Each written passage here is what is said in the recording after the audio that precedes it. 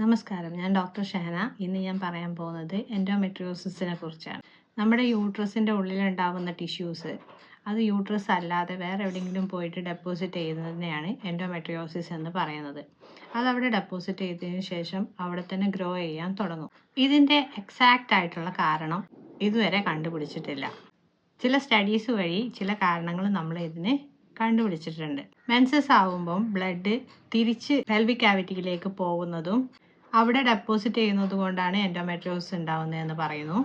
അതുപോലെ തന്നെ നമ്മുടെ ഇമ്മ്യൂൺ സിസ്റ്റം വീക്ക് ആയത് കാരണം വേറെ എവിടെയെങ്കിലും പോയിട്ട് ഡെപ്പോസിറ്റ് ചെയ്യുന്ന ഈ യൂട്രൈൻ ടിഷ്യൂസിനെ ഡിസ്ട്രോയ് ചെയ്യാൻ കഴിയാത്തത് കാരണം എൻഡോമെട്രിയോസിസ് ഉണ്ടാവുന്നു എന്ന് പറയുന്നു. അതുപോലെ തന്നെ ജെനറ്റിക് ആയിട്ട് വേറൊന്നാണ് സി സെക്ഷന് അല്ലെങ്കിൽ ഹിസ്റ്ററക്ടമി ഒക്കെ ചെയ്യുന്ന സമയത്ത് സർജറിയുടെ സമയത്ത് ഈ ടിഷ്യൂസ് പോയിട്ട് അവിടെ ഡെപ്പോസിറ്റ് ചെയ്ത് കഴിഞ്ഞാലും എൻഡോമെട്രിയോസിസ് വരാറുണ്ട്.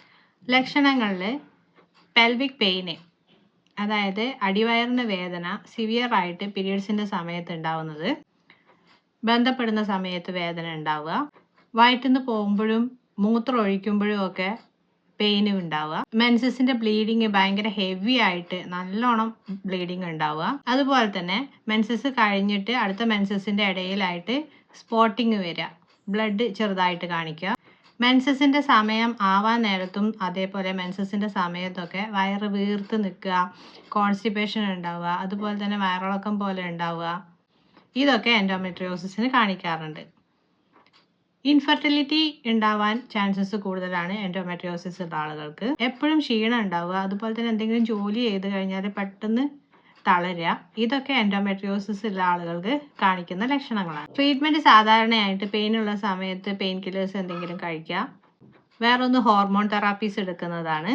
സർജിക്കലായിട്ടും ഈ എൻഡോമെട്രിയോട്ടിക് ടിഷ്യൂസ് എവിടെയൊക്കെ പോയിട്ട് ഡെപ്പോസിറ്റ് ചെയ്തിട്ടുണ്ടോ അതൊക്കെ കളയാം.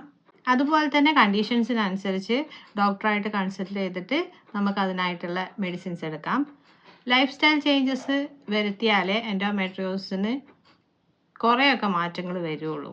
അതിൽ ആൻറ്റി ഇൻഫ്ലമേറ്ററി ആയിട്ടുള്ള ഫ്രൂട്ട്സ് വെജിറ്റബിൾസും ഒക്കെ ഫുഡിൽ ഇൻക്ലൂഡ് ചെയ്യുക, പാക്ക്ഡ് ഫുഡ്സ് അവോയ്ഡ് ചെയ്യുക, ഒമേഗ-3 ഉള്ള ഫുഡ്സ് കഴിക്കുക, അതുപോലെ തന്നെ റെഗുലറായിട്ട് എക്സസൈസ് ചെയ്യുക. ഭയങ്കരമായിട്ട് സിവിയർ ആയിട്ടുള്ള കണ്ടീഷൻസ് ആണെങ്കിൽ പെട്ടെന്ന് തന്നെ ഡോക്ടറെ കൺസൾട്ട് ചെയ്യേണ്ടതാണ്. Thank you.